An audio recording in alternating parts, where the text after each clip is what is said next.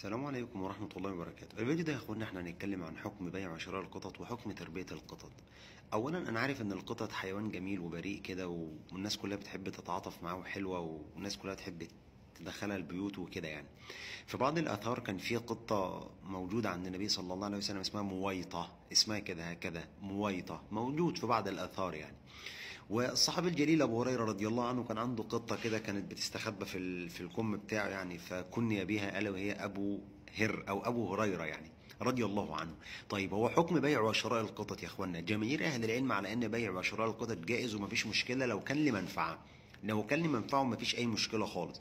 لو انت واخدها زميله صاحبه تقعد معاك في البيت مفيش مشكله، لان مفيش دليل. ما ينفعش تقيس الكلب على القطه يا اخوانا، العبادات لا يقاس بعضها على بعض.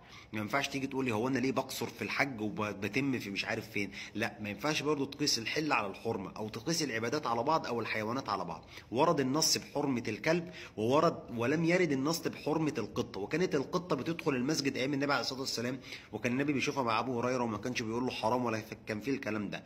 واكتب القاعده الشرعيه دي: كل ما رآه النبي صلى الله عليه وسلم رآه او سمع عنه ولم ينكره فسكوته اقرار، يعني سكوته عفو عن الامه الاسلاميه. لو كان حرام لكان النبي بينه، لان الله عز وجل قال: يا ايها الرسول بلغ ما انزل اليك من ربك وان لم تفعل فما بلغت رسالته. فانت لو ادعيت ان النبي عليه الصلاه والسلام كتم رساله يبقى انت بتدعي ان النبي خان الرساله والعياذ بالله، وهذا كفر والعياذ بالله. طيب، حاجه اخيره، النبي صلى الله عليه وسلم ذكر على ان امراه دخلت النار في هره حبستها، لا تركتها تخرج ولا تركتها تاكل حتى ماتت. يعني كانت بتاكل من خشاش الارض، بتاكل من بواقي الارض لحد ما سابتها ماتت. وده ان دل فبيدل على الرحمه بالحيوان. حاجه اخيره، كان صلى الله عليه وسلم، السيده عائشه بتقول: كان صلى الله عليه وسلم يعني بتحكي ان القطه كانت تدخل، وكان صلى الله عليه وسلم يتوضا من سؤر القطه. السؤر ادي يا اخوانا كوبايه الميه اهو، انا شربت اللي اتبقى في الميه المتبقيه في الكوبايه اسمها سؤر. فكان النبي عليه الصلاه والسلام يشوفها بتشرب وكان عادي يجي يتوضا من مكان القطه وما كانش فيه مشكله خالص. خليني اقول لك، لو انت عندك اي حيوان بتهتم بيه من الحيوانات المباحه، اكلتها، عندك حوض سمك بتحط له اكل، عندك قطه بتاكلها، او عندك كلب في الشارع قابلته اكلته، مش لازم تدخله البيت. قال صلى الله عليه وسلم: في كل كبد رطبه اجر. يعني كل حاجه ليها كبد وبتاكلها وبتشربها ليك اجر فيها، والحمد لله رب العالمين. خليني اختم لك باخر حديث عن النبي عليه الصلاه والسلام، ان القطه لما دخلت في يوم من الايام هم بعض الصحابه ان يطردها، فقال النبي صلى الله عليه وسلم: دعها فانهن من الطوافين عليكم والطوافات. يعني بتمر وبتيجي وبتصول وبتجول عادي، بتدخل وبتخرج ومفيش مشكله.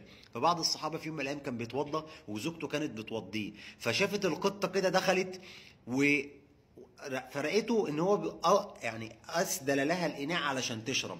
فبعد ما شربها كده زوجته بتبص له كده، فقال لها: اتعجبين يا ابنه اخي؟